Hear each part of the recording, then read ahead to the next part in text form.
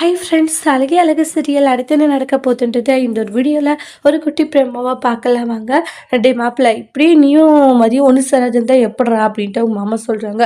வேறு என்ன மாமா பண்ண சொல்கிறீங்கட்டே, இங்கே பாரு மதிய வீட்டெல்லாம் இப்படி தள்ளியே இருக்காது சரியா, அவ கூட மெல்ல மெல்லமாக பேசி அவ கூட நெருங்கி வாழ்கிற வழியை பாடுறானுவாங்க.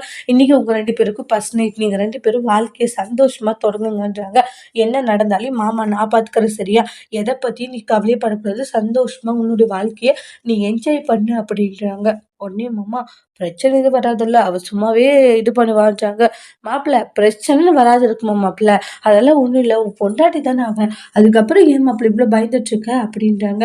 நீ எதுக்குமே பயப்படாது சரியா, நீ தைரியமா போன்றாங்க. சரி மாமா, நீங்க எவ்வளோ தூரம் சொல்றதுனால நான் போறேன்னுவாங்க. மாப்பிள்ள, சந்தோஷமா உன் வாழ்க்கை ஆரம்பியும், அதுக்கப்புறம் என்ன நடந்தாலும் மாமா நான் பார்த்துக்கிறேன்றாங்க. சரி மாமா, நீங்க இருக்கிறேன்னு சொல்றீங்களா மாமா, அப்படியே எனக்கு என்ன பயம். சரி மாமா, நான் போயிட்டு வரேன், all the best all the பெஸ்ட்ன்றாங்க. மாமா சொன்ன மாதிரி போயிட்டு வேலையை நல்லபடியாக முடிக்க வேண்டியதா அப்படின்னு சொல்லிட்டு சுரேஷமா போகிறாங்க. லைட்டாக அவங்க ட்ரிக் பண்ணியிருப்பாங்க. அதுக்கப்புறமா மதி பார்த்தீங்கன்னா ரூம்குள்ளார உட்காந்துட்டு இருக்காங்க. சுரேஷ் பார்த்தீங்கன்னா மதி பக்கத்தில் போய் உட்காரவும் மதிக்கு ஒரு மாதிரி என்ன ஷாக்கிங், என்ன இது அப்படின்ற மாதிரி. அதுக்கு அடுத்ததான் பார்த்தீங்கன்னா மதிக்கிட்ட போயிட்டு ஒன்றும் அவள் பக்கத்தில் நெருங்கி போகிறாங்க. என்ன பண்ணிட்டு இருக்கீங்க நீங்கள் அப்படின்ட்டாங்க.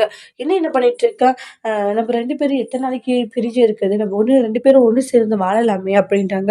ஒழுங்கா இங்கிருந்து போங்கன்றாங்க. இல்லை, நம்ம ரெண்டு பேரும் சந்தோஷமா இருக்கலான்ட்டு மதியை கட்டி பிடிச்சி மதிக்கிட்ட கெட்ட நெருங்கி போகவும் மதிக்கு செம்ம டென்ஷன் ஆயிடுது.